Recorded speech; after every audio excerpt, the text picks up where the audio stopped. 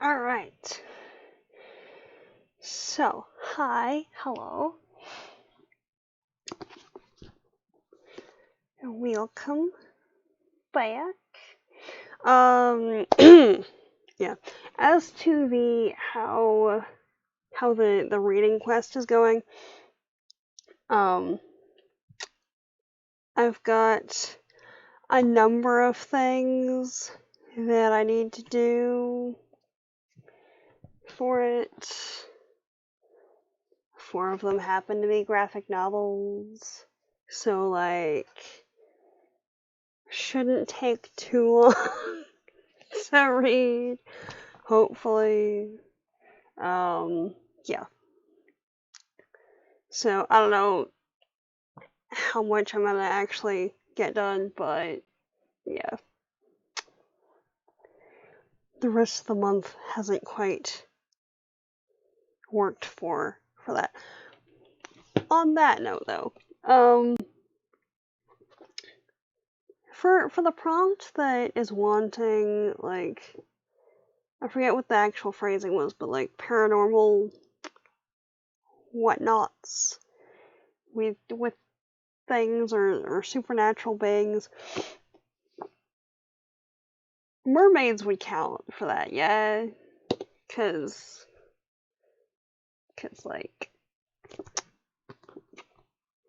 A, it just looks adorable, but B, it would work for that. Anyway, yeah. Also, I realized that I have yet to actually upload any of the streams for book club. And yeah. So, on that note, would y'all rather just have the full stream up, because then I can just I don't know, cut out, I don't know, a chunk at the start or the end when it's just kind of random discussion stuff, and post the rest of it? Or would it be better to try and go in and edit it to cut out bits? Because incidentally, that's why I haven't done it yet, because OBS wouldn't be part of it. Because the editing software is janky.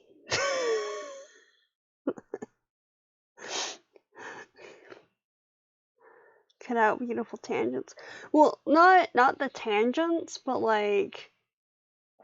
there's bits where I've just ended up zoning for a little bit, or the oh hello, how are you, for just random stuff that. Anyway, my point. So there we go. But yeah, at the very least, I'm gonna record all of the. Wait, come on.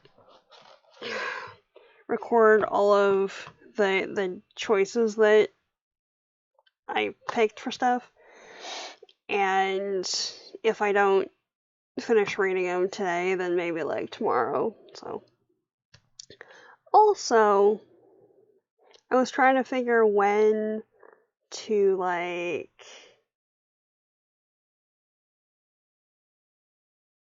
finally reread Philosopher's Stone, so that I can do the comparison with the languages and stuff.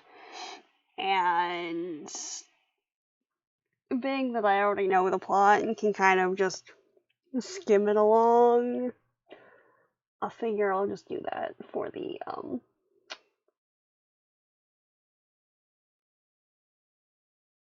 magical school one. Because really, yeah. So somewhere around here I have a flash drive that just has the streams on it. So I need to go through that and, oh, actually,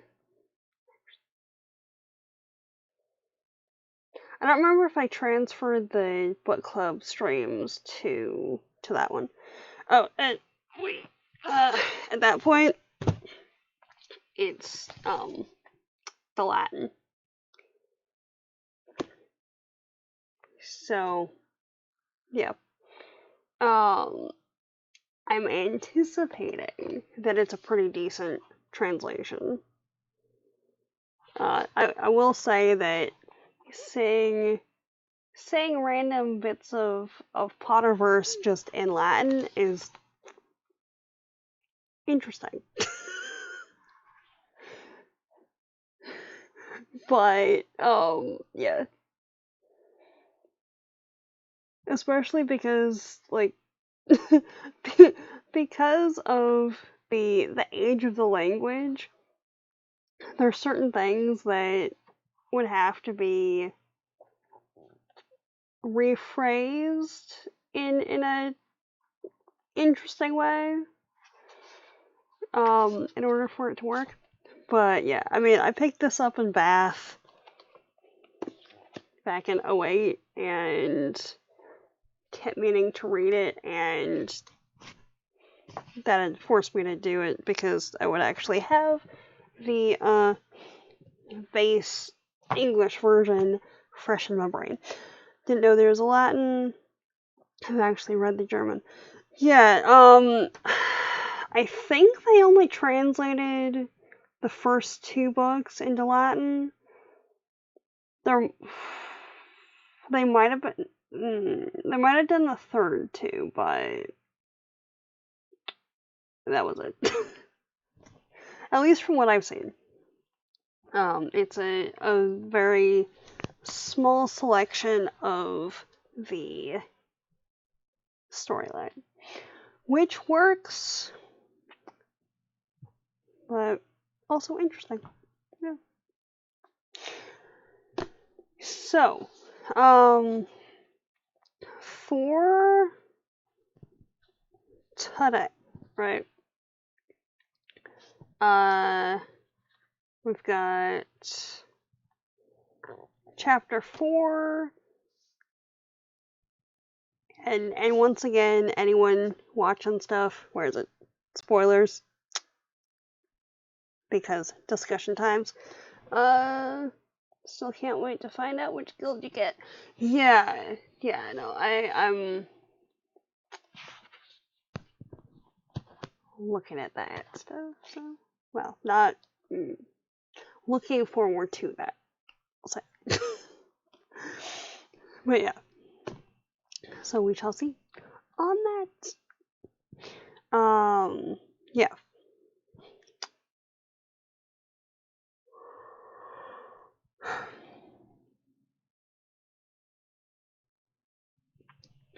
Alright.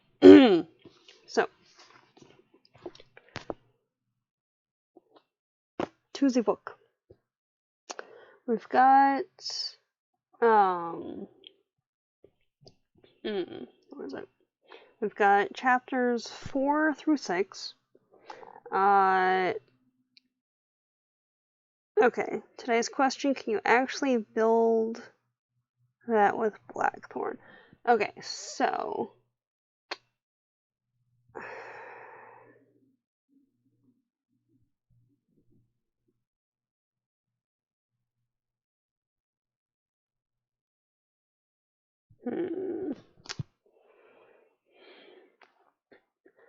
It's entirely possible to train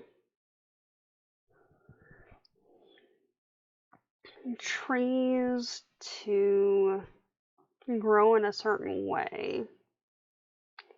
And I know there's areas that have particular hedging or other unique kind of growth patterns of the trees, the shrubberies, the in general greenery in the area.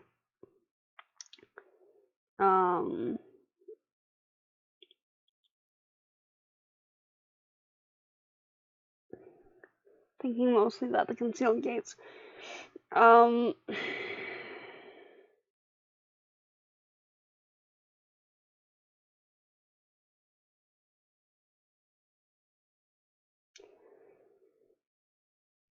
It would depend on how it's constructed. Because I'd have to be able to move, yeah. It would depend entirely on how it's constructed and what kind of I don't know, catch mechanism is employed. From what I remember of Slow,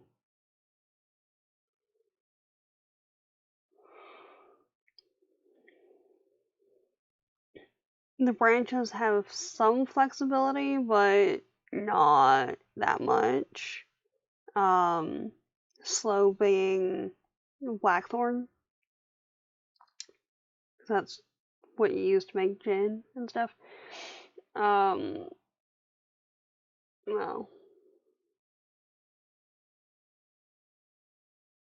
Right.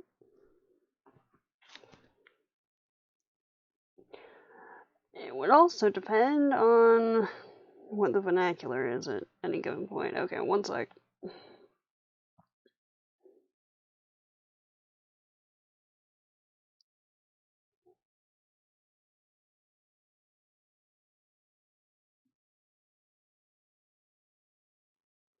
Yeah.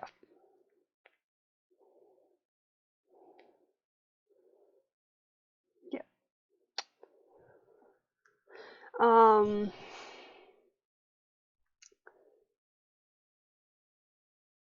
The,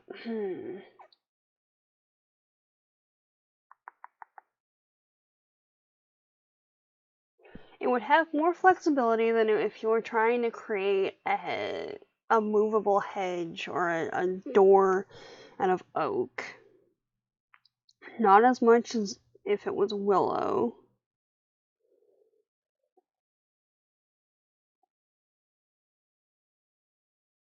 But unless it was... Yeah, because there's a possibility that it could be a viable thing. But I don't know enough about the possible construction to say either way on that. And the only thing that I'm thinking at that point is if you have a fully mobile door with a latch and is able to swing out to admit horses and like a wagon and stuff for provisions and whatnot, like you would kind of need in order to be able to navigate it easily.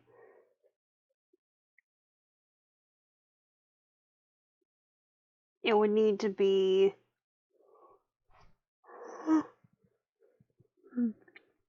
it would need to either be separate enough to kind of stand on its own, in which case I don't know how it would connect properly to the base plant that it was a part of, or it would be vines.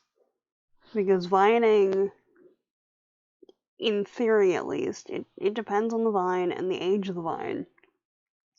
But in theory, it would be more flexible because it's less woody.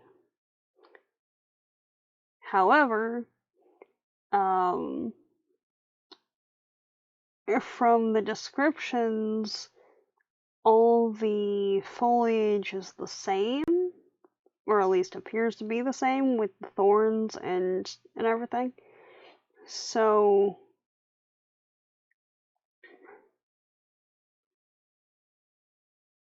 it's one of those that, just like the characters, like, there's probably some explainable way to go about stuff, but just like with, I don't know, the hidden rooms and castles and things, it's really cool, and in certain situations there's, the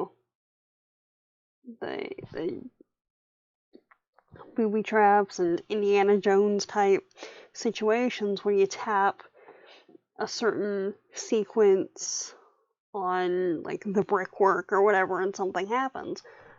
But I don't know.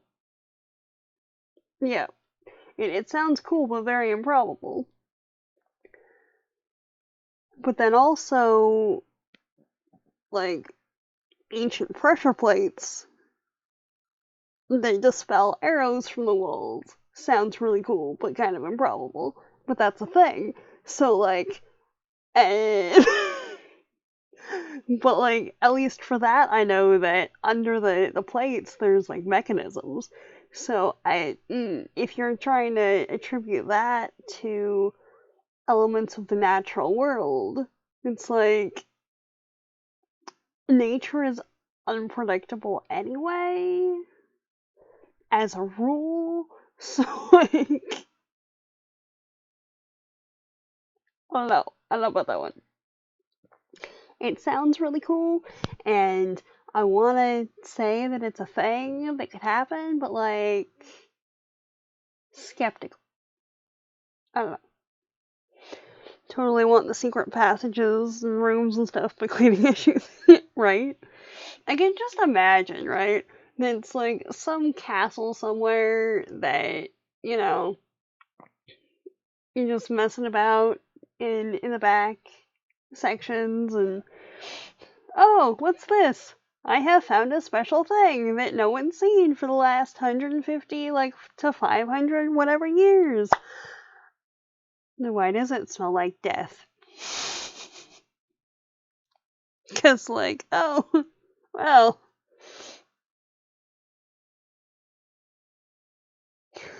Hey guys, you were wondering where the rat problem was? Found it.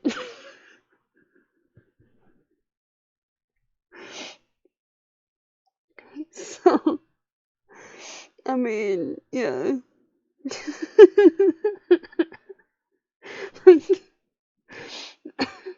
Which I appreciate as a thing, but also. Yeah. Um, so. Wait, I'm gonna put on a mask before I open this, right? Just like, before you go into any unknown room or anything, just like, right, okay, no, hold up, you, stay.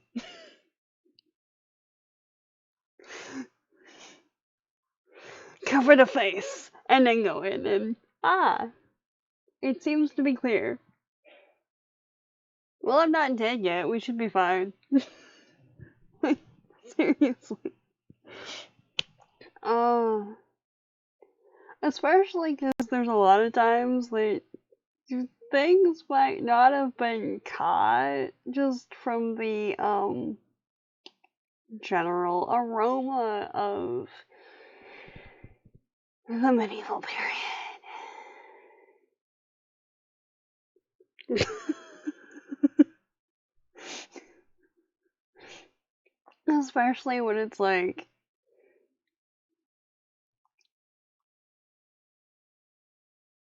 things trapped in stone walls because the smell can't really go anywhere, and decomposition slows down. And if it's drafty and cold, it's even more fun. Yay. Yeah. So there's that. Yeah. Like, honestly, and then that's one of those things, right? That we learned from Sean today that Rome smells like this. I would not doubt it at all. Like, as much as I really love like Viking tales and medieval history and weapons and all of that.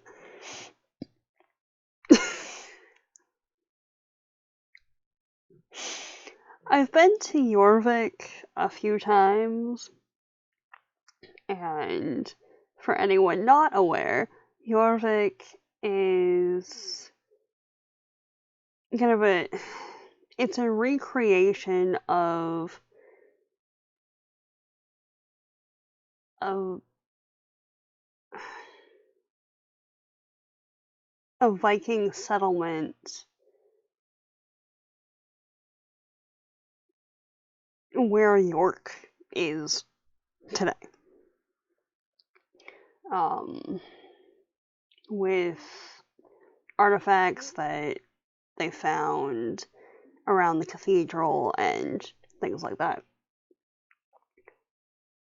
And a lot of the work for it has come from research done by the university and uh, the archaeology students and the archaeology researchers at the university.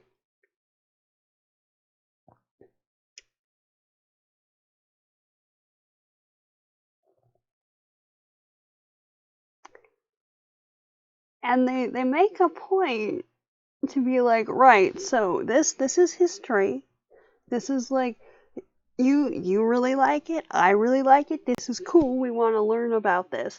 But like, also, y'all need to know what was actually going on, so like, here, have this ride to take you through this facsimile of a town that we've created, and it's really cool. And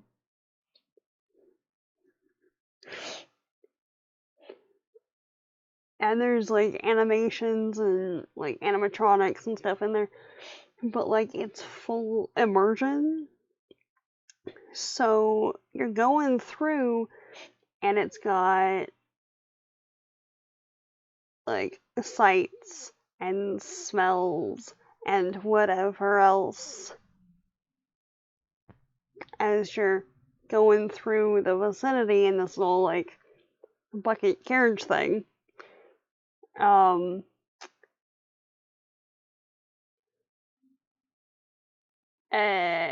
At least one point you're going past, and like you see a guy sitting off to the side in this little like fenced off box that only comes to about here, because that's the toilet. uh the whole place smells like sewage, which makes sense, but also like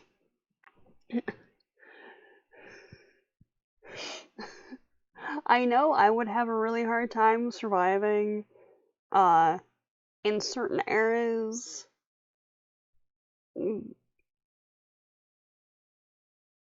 but like,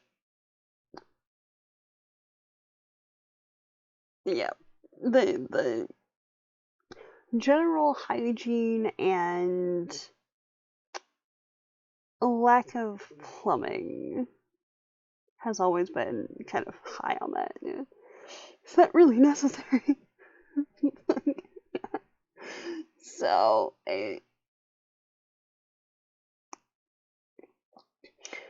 and then, like, as you've got that, you've got the people doing washing, you've got I don't know. I think there was a tanner, um, prepping hides and stuff. So you've got like the tannery sort of smells, uh, that sort of thing. So like, it's cool if you know that that's what you're getting.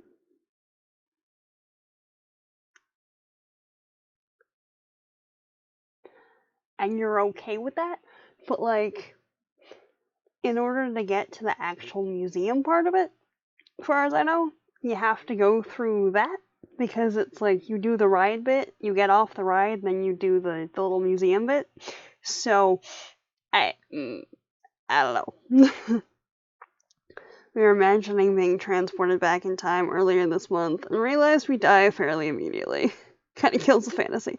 Yeah, yeah, like um I've because I love history so much, I've thought about it as like, just as a thought exercise, right? Like, oh yeah, it'd be great to live in this period. Like, yes, but would it though?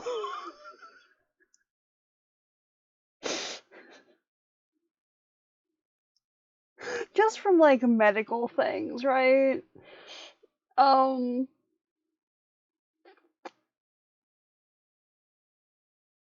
from what I understand, allergies weren't really a thing, or like they were a thing, but it was like you've been cursed by witches or whatever.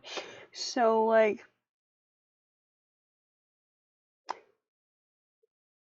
when everything has milk in it,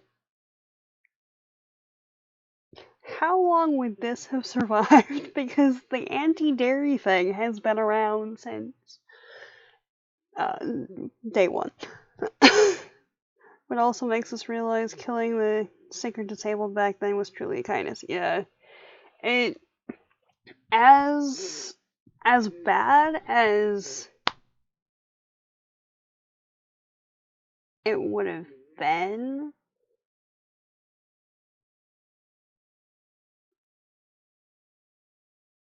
Yeah,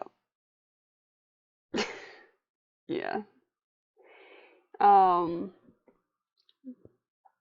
trying to navigate certain elements of historical whatever. Even just like if you're visiting a historical place, there's things that it's are very much not um accessible for people. But yeah, I don't know. I don't know.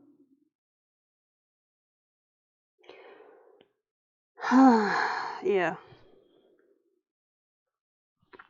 Anyway, um,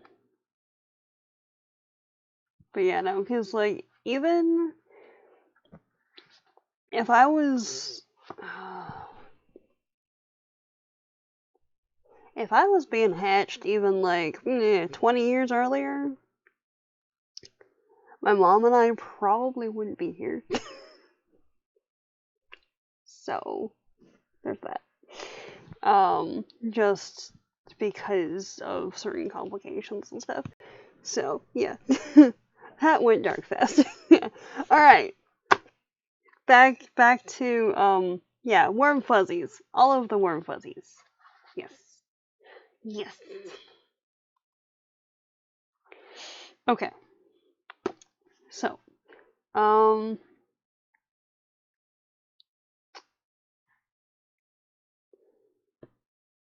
just I do quite like how it just started off chapter 4 with like, yes, some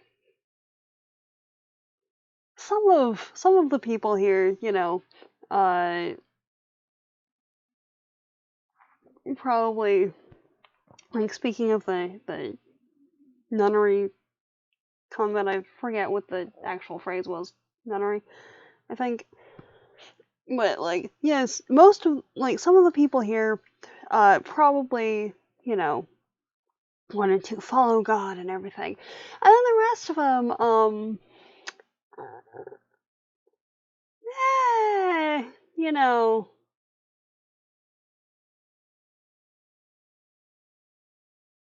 there's the women that were trying to make themselves unavailable before someone forced them to marry again. And then there's the other people who just looked at the marriage prospects and were like, no, I'm gonna do something else. And then there's like all these other people, and being that it's a uh, priory inhabited by women doing things, there's like more freedom to do stuff without men butting in all over the place. You know, I mean, aside from these people, yeah. Yeah, on the eve of my wedding, I suddenly realized I had a vocation. Exactly. Exactly.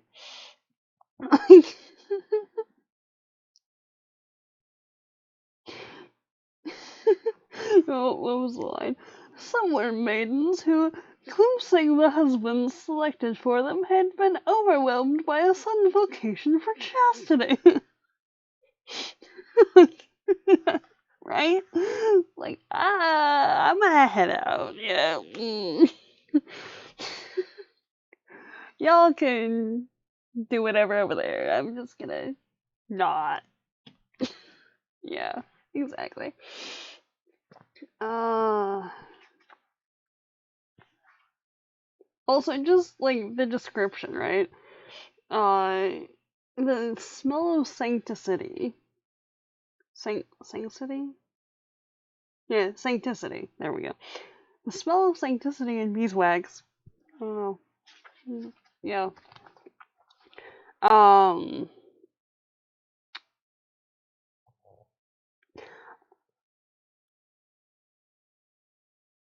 Also, right? He starts saying in 4, and then it just becomes really apparent in uh 5 and 6. But you start seeing cracks in the image being portrayed of Rosamund. So like the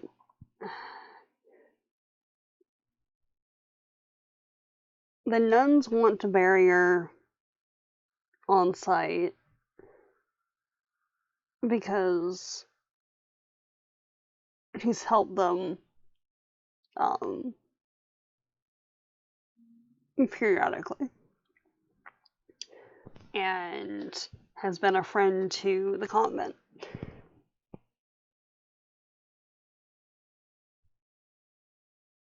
But just going off how uh what was the line? There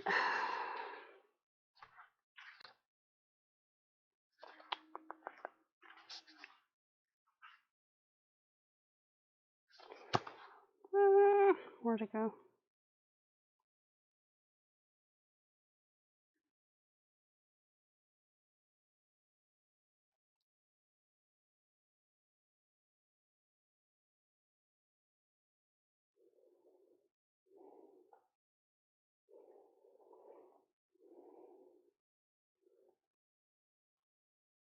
Okay. We love that she's a beast and still the king's mistress. Yeah, no, that was cool. That was cool. Um,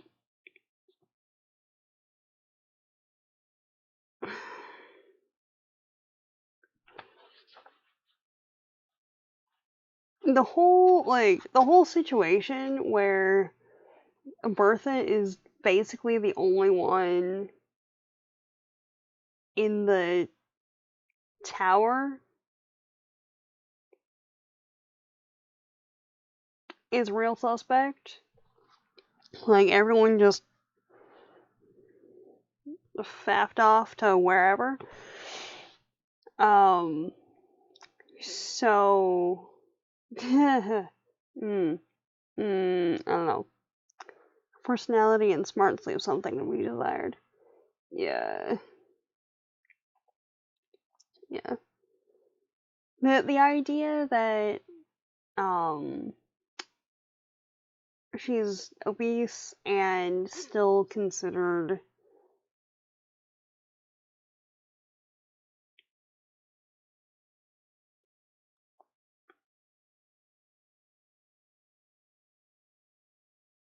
I don't know, an attractive being, I guess, would be the phrasing.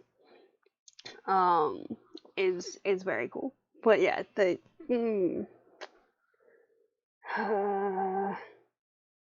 there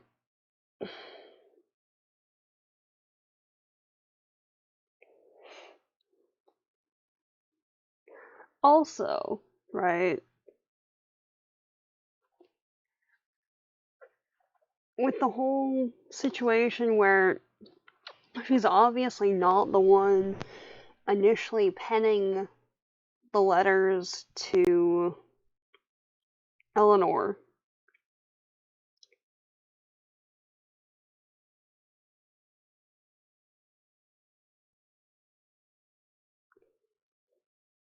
Was it even her idea, or was it just, someone being like, "Oh yeah, no, no, you're totally worthy of like being queen. Yeah, no, you should be queen. Yeah, it's great. Yeah, you know how much you should be queen. I'll write you letters, and then you can just copy them and send them off. That'll show how much like how queenly you are, and yeah, that'll get Henry to divorce his wife and marry you instead. Like, uh, what?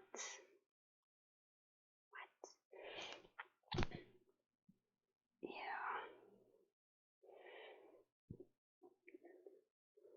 You got the sense she was manipulated. Yeah. Yeah. It it seems like whoever initiated the letters didn't do so out of any care for Rosamund or um, the crown, even Eleanor. Just that they wanted war and to maybe take control of the throne or just have outright conflict. And in so doing, if there's some casualties, yeah, whatever. So, yeah, I don't know. I don't know on that one. Um, and if they're vacating the tower, because like at the end of 6, they're vacating the tower and then burning everything because they're layering brush at the base of the tower. Any evidence therein would be destroyed. So, I don't know. That, and if whoever is writing the letters is close enough to Eleanor to know that she was annoyed about the letters while she's reading them, which one of the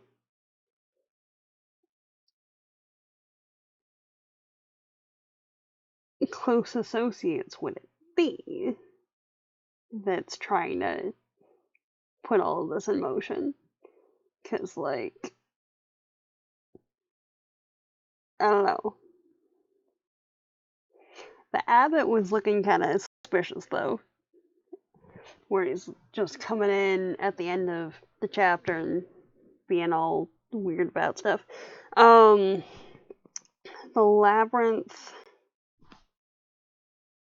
I did like the distinction of a maze and a labyrinth, though.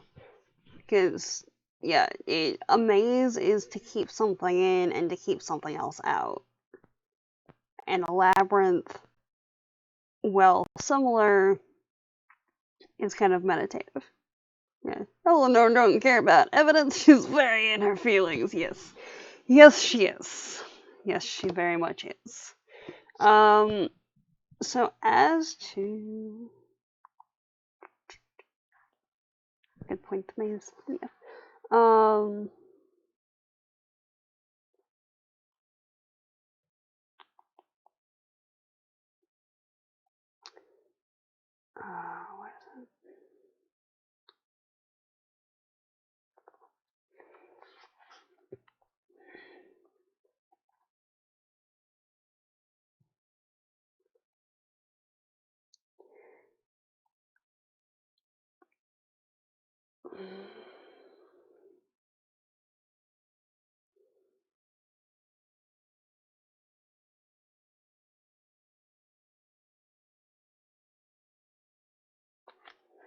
What is it?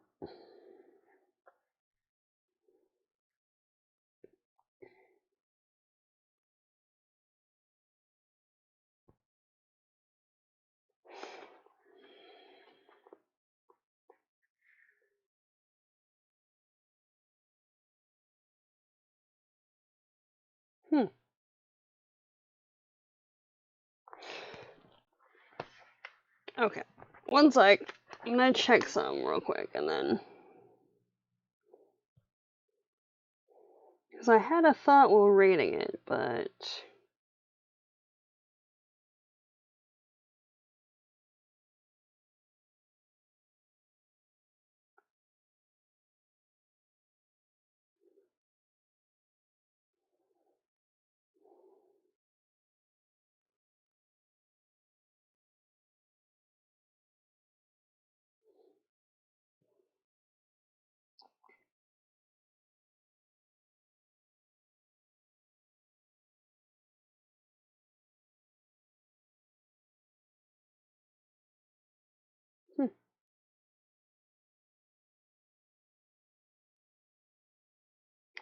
Interesting.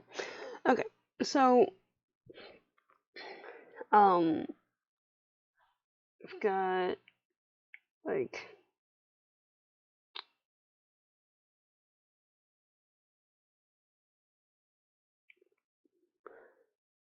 Just going with directions, right? So we've got the left and we've got the right. Initially, they were following the left side of the maze, like the left hedge. And ended up back at the start, and the hypothesis is that following the right hand hedge would actually get through it. Now, interestingly, I have no idea if that's got any connection to the contents of the story at all, but like, being that Dacres has tried to petition Satan to save Rosamund,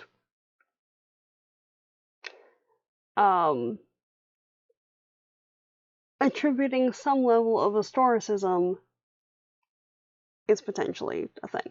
Okay. So we've got the left hand path that's got associations with darkness and being hidden and passive and like feminine energy and stuff. And we've got the right hand path that's associated with light and masculine energy and like evident attributes and active things. So it's interesting that when you take that into account, there's the two sides of it that both kind of work together, but like are also distinctive. So there's that. Okay. What's in the chat? You realize you only technically need to complete 2 prompts on the novice path, right? Not, not that stubborn really cares. I mean, I realize, but like also.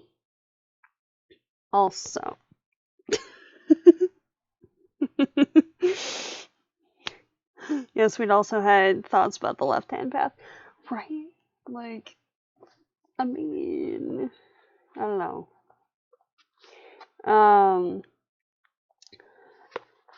And especially when you take into account that...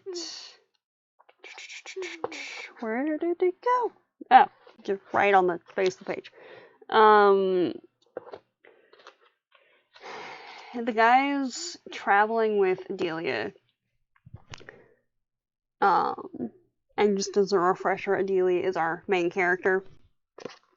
Why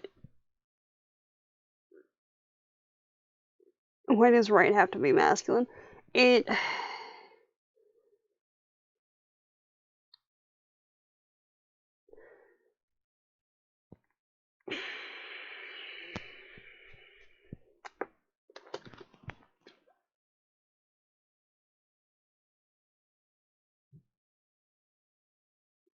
Yeah.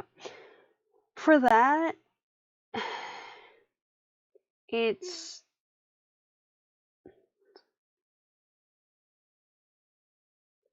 What?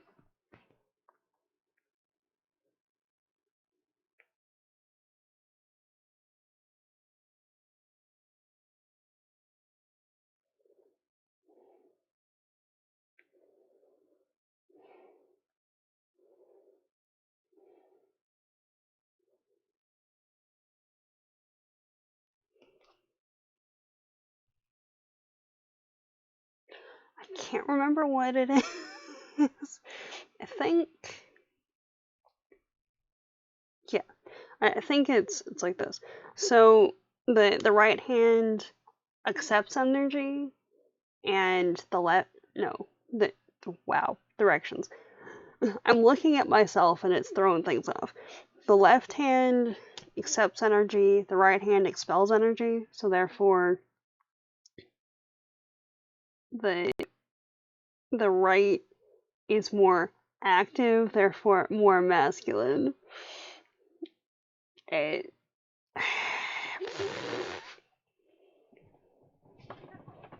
Because the logic of historic whatever. Yeah, love the Prioress's unshakable attitude. Seriously, she's kind of awesome. Like, seriously. Seriously. But yeah, with the description of the path situation and all that, it's even more pronounced because all the guys, well, yeah, most of the guys at least, keep referring to the maze in feminine ways. Like the tower phalluses screwing up lore for centuries, right? Like,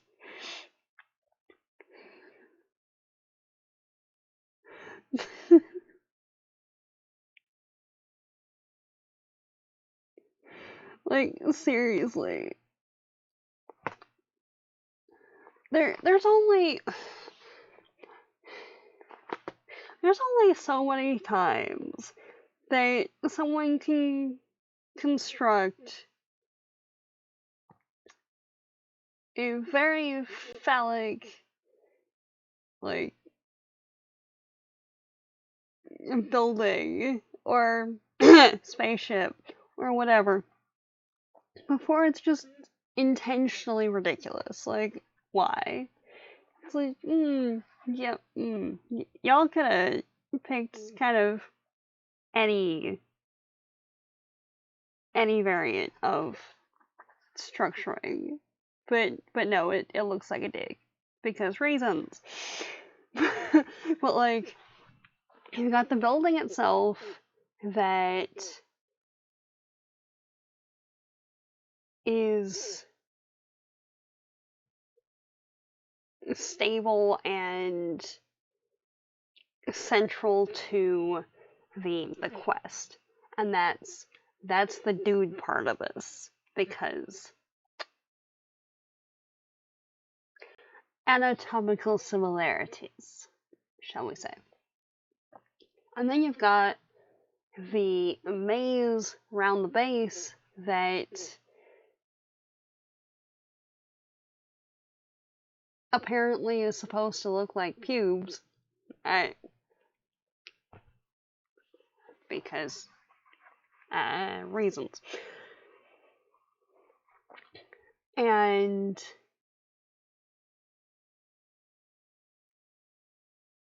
the guys on the quest to do the questing are constantly cursing the maze, but like only with describing it with feminine attributes.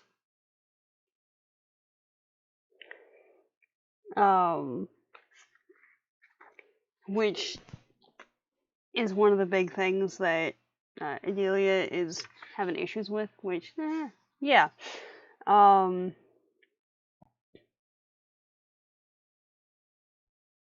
just thinking about it and like, oh, yeah, it isn't a question of hatred, it's fear. They're frightened of us. Like, they're, like, the church, it's not that the church hates women, it's that they're frightened of women. Which, accurate, really. From what I've seen.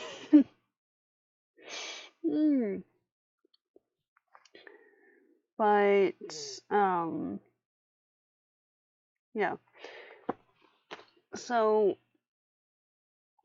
you have this, like, stable, solid structure, and then you have a changeable maze at the base of it. And you have to go through the maze to get to the solid structure. Which, from that, you have, like, the masculine, and you have the feminine maze that you're dealing with. Because stone doesn't grow, it's just there. Weirdly proportioned. But the maze has to keep being trimmed, or it will be overgrown and impassable. Depending on where it is and what the conditions are, it'd be more or less time before it needs a trim, but it's growing nonetheless. So,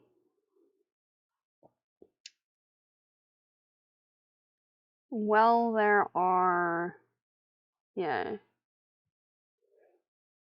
and the bits of the maze that look like they might be slightly passable at, like, dead ends and stuff, where you could maybe bust through a wall, at least sometimes have stone on the other side, so it's whatever veneer of feminine structure with, like, the masculine stonemasonry behind it. Or you could look at another way of the stonemasonry is using the plants as a cover and doing everything in the background, but like, no, it's just plant, it's fine. Like, you don't have to worry about me. I'm not doing anything. It's these women. It's not me. No, it's them. They did the thing. Which, from what I know of The witch trial period and everything, and a lot of issues in the medieval era. That tracks. So, yes. Growing plants might as well be wild, right? Like, if it isn't a highly structured garden, then, well, does it even exist?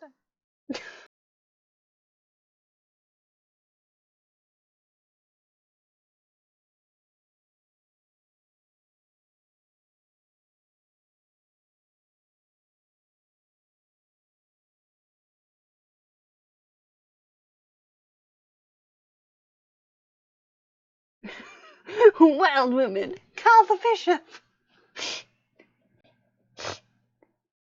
Seriously? Oh. Also, just complete side tangent. Like, alright, I realize,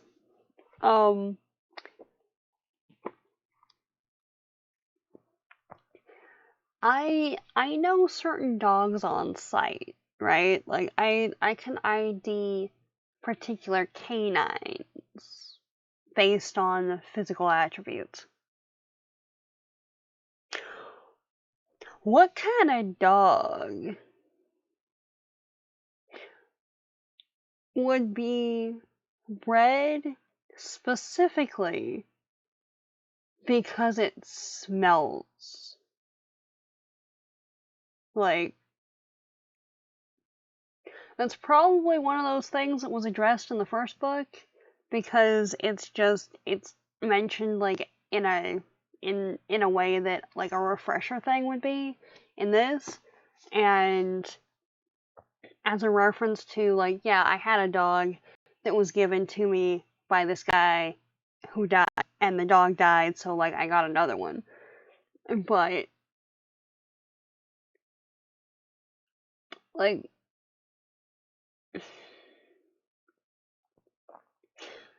cause dogs used as hunting companions to like sneak up on prey or something, all right, um, or as guards or something. But like, if you get taken or somehow maimed, we can find you because your dog reeks. Like,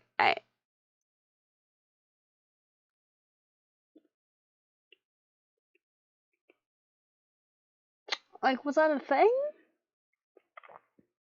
Like, was that a thing that happened? Because this is the first mention that I've ever seen of that. But like, I don't know.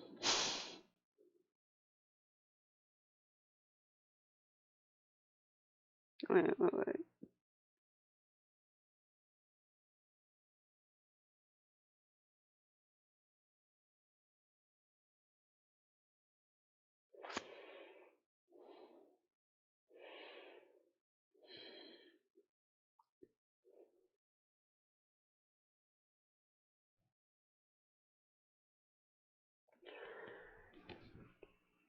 Have not investigated, should TBH.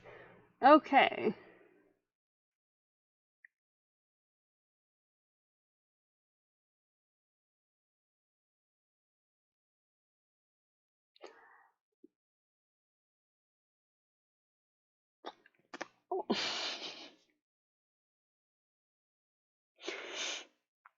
Well, I found an article on History Today for the world of medieval dogdom. Um,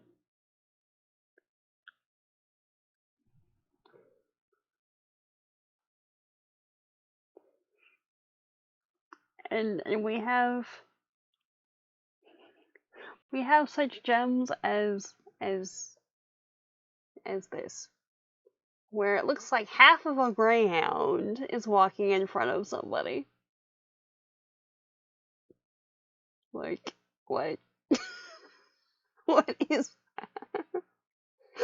Like, what?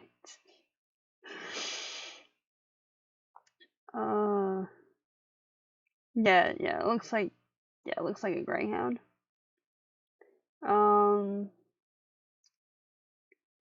Also basset hounds are hunting dogs in our opinion are one of the smelliest. Okay, fair.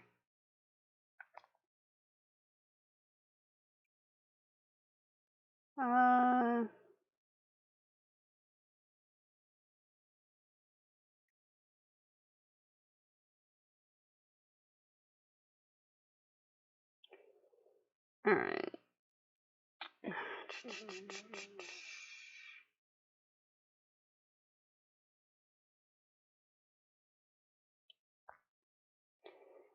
Alright.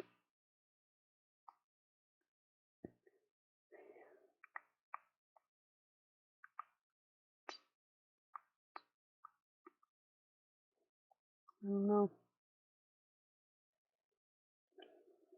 Not seeing it. Alright, well.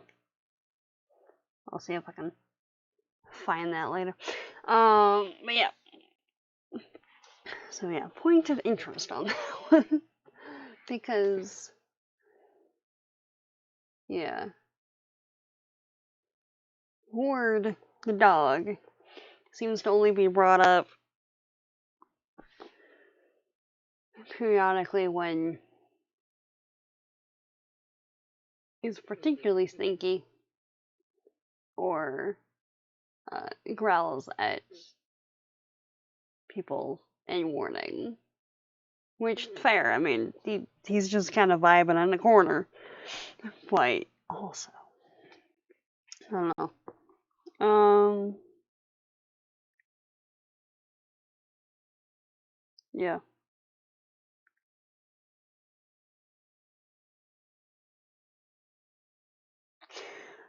Also, it's interesting with the whole maze situation. She finally gets everyone to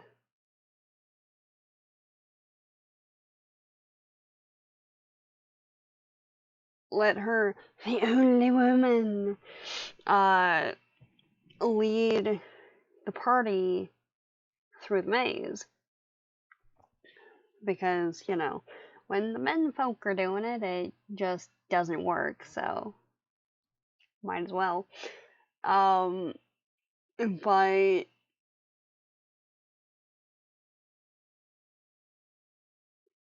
ends up taking longer than they would like, so therefore, obviously, she's doing it wrong. So, obviously, we need to do something different because, what is happening? But it's just because it takes a while to traverse the maze because it's freaking huge. And it's a maze. So, and you know? And just some of the folks traveling with them go from, oh yes, no, that's a valid point, yeah, we should do this, to are you sure we're going in the right direction? Are you? It's like, you guys. Guys. Stop it.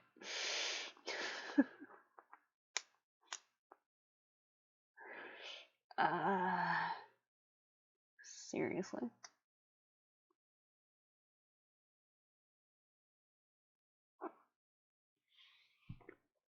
So, anyway, there's that.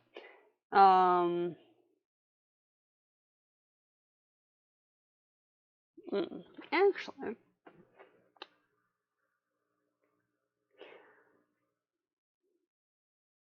don't know why it's taken this long to look it up. Let's try. I forget what the association with blackthorn is. But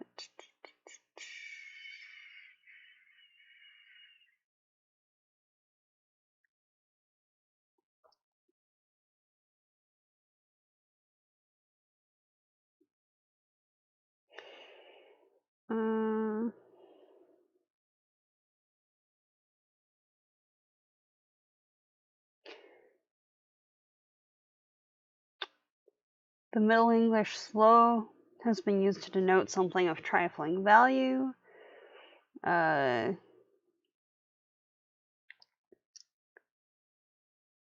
flowering of the blackthorn may have been associated with the ancient Celtic celebration of Imbolc, traditionally celebrated February 1st in Ireland, Scotland, and the Isle of Man. And Prunell or Prunella is also slow. Yeah, okay.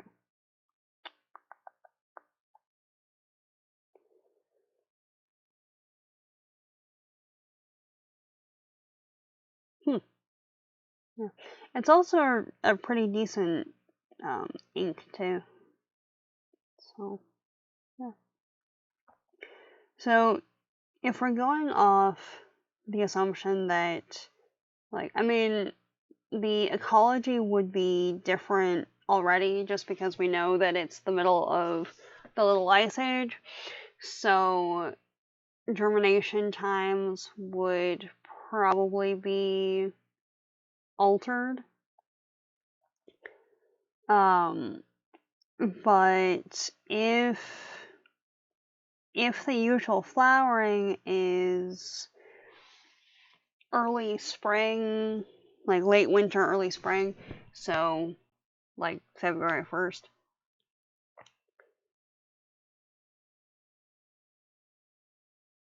we know that the flowers appear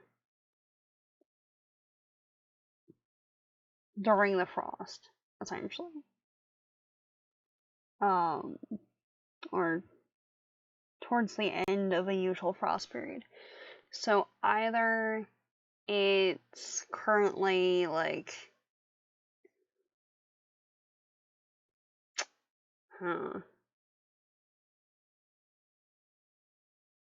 the amount of snow the area is being subjected to, and the kind of volatile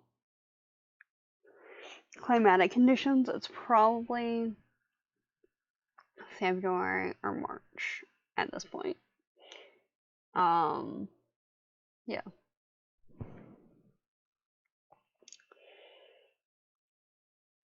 Which might also explain why most of the folks are just, holed up in the winter and whatnot, because it's the middle of winter, or, well, the end-ish of winter. But, yeah.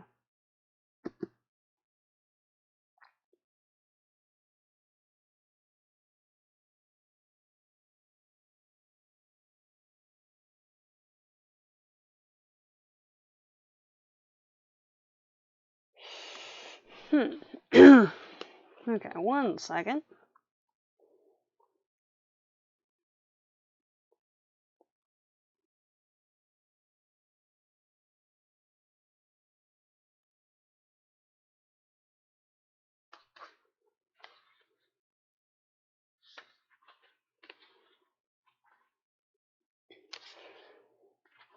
There's a particular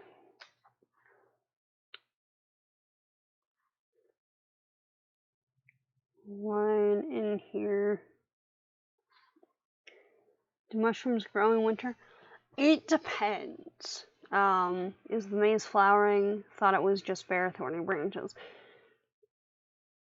There's there's a passage where they're still on the hill, like looking at the maze, and I forget what the actual phrasing was, but there was a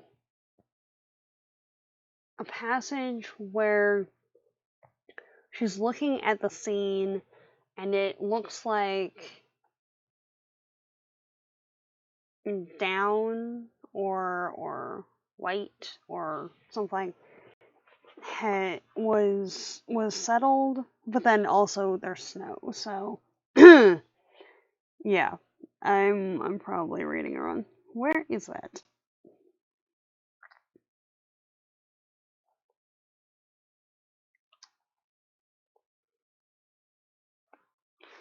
Okay.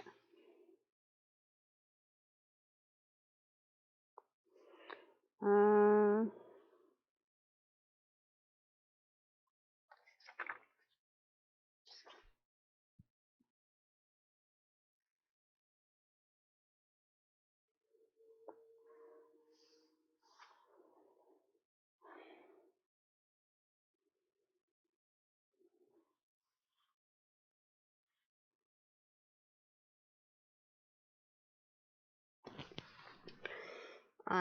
Speaking of the maze, its outer wall was 9 or 10 feet high, while at this distance its interior seemed to be filled entirely by white wool. The prioress of Godstow had warned her about it before they set out. Blackthorn. Yeah. So, we know that it's snowing, or at least there has been snow in the area enough that it's on the ground, it's on everything.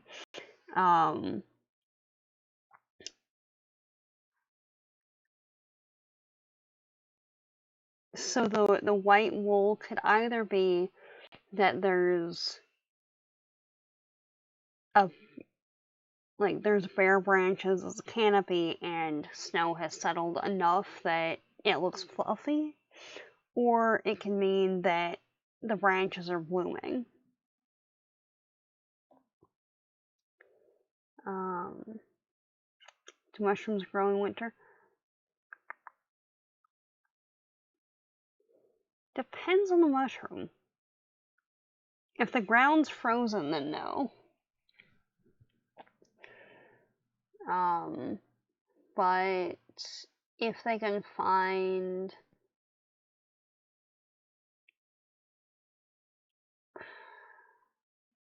if there's a spore that can find a food source, really, then they can grow. But yeah, that one was kind of odd too. Also, just the historical not so great qualities of this freaking tower, right? Not only does it look like a dick, but was it originally built by a mad Saxon necromancer and enlarged by his equally mad dispossessor, a Norman, one of the Conqueror's knights, so William the Conqueror, in order to stop his enemies from getting in and his women from getting out. So, created by a necromancer who is dabbling in interesting things, followed by someone who wants to keep his women from getting out. So, was he abducting people and just, keeping them in a tower? Because that wouldn't be out of the realm of possibility, I realize. But, also, and then the Normans' descendants had been dispossessed in their turn by Henry Plantagenet, who then stuck Rosamund in the tower. So, not only was she stuck in a tower, she's probably being manipulated a whole lot because, like, A, very isolated from anything, and B, like, probably, like,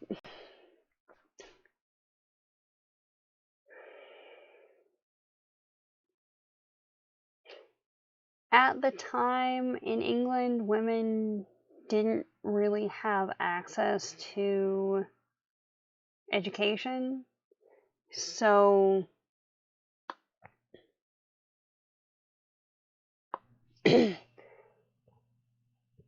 I don't want to say that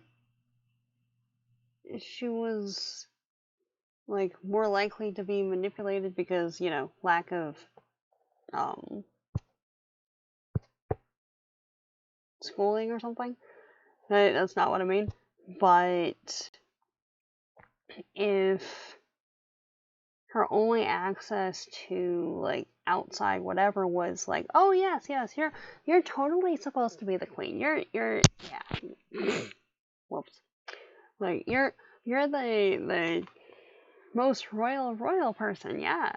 Amazing she could read and write, really. Yeah, exactly. Like, and it's made all the more obvious that she's the one who wrote certain versions of the letters versus other ones, because the other letters are a lot more,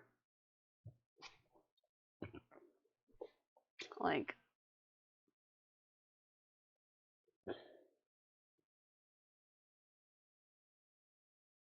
I don't know,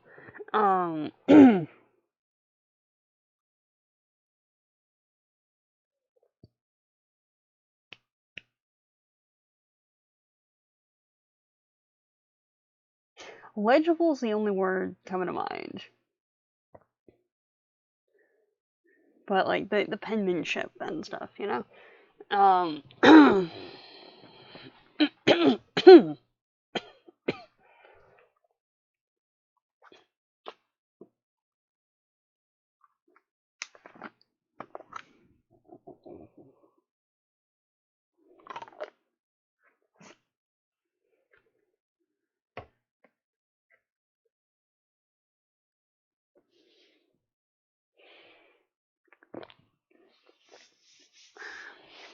So, yeah.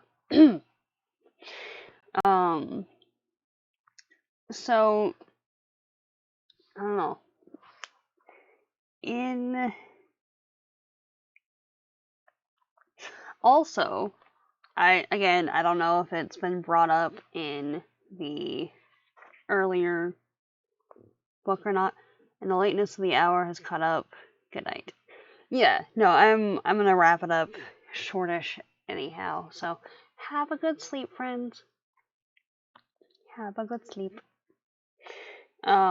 So I don't know if it's been brought up at some point before now in there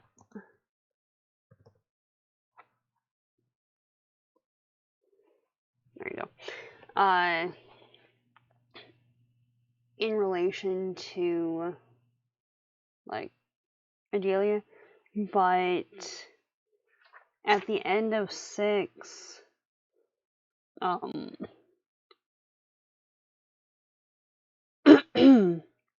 she makes a point that she kind of absorbs languages and linguistics and syntax and stuff very easily. So that's probably going to be, if not a plot point, then of some significance in future chapters. So yeah. Yeah.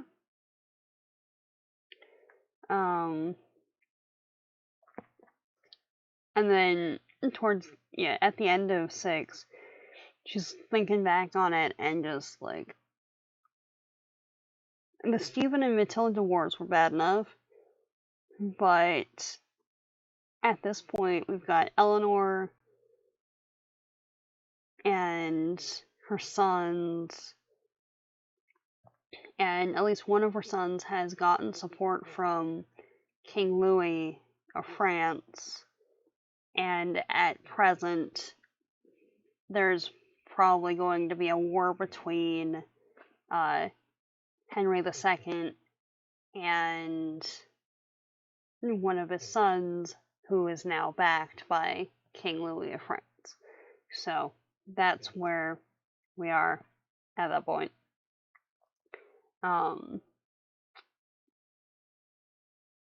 Yeah. Alright, so that is it for right now.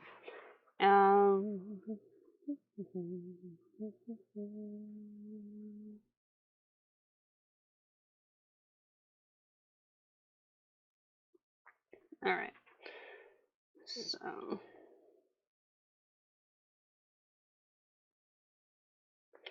13.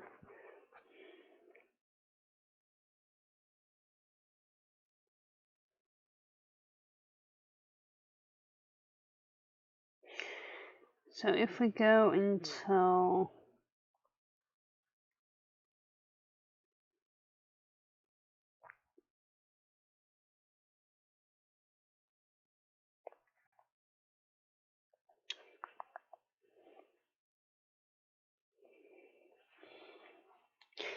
yeah, so for anyone hanging around, we'll see how it goes, but I'm thinking we do 7 through 9 for Monday. Yeah. So right now we're halfway through, and yeah. So that is it for today. Yeah. All right. Now, with that being said,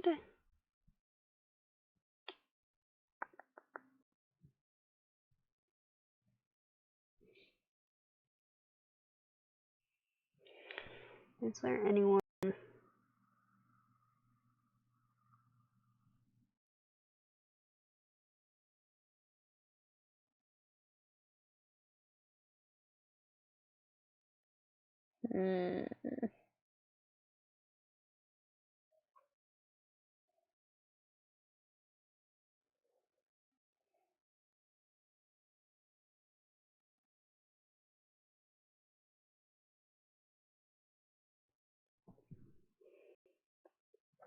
I don't know.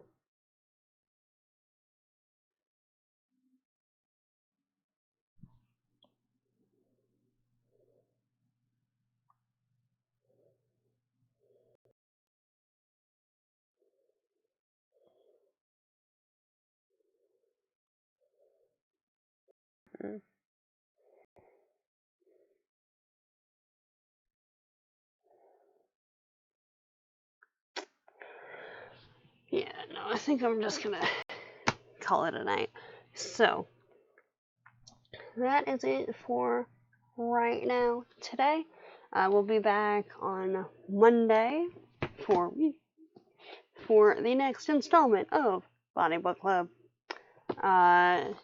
So yeah, if anything,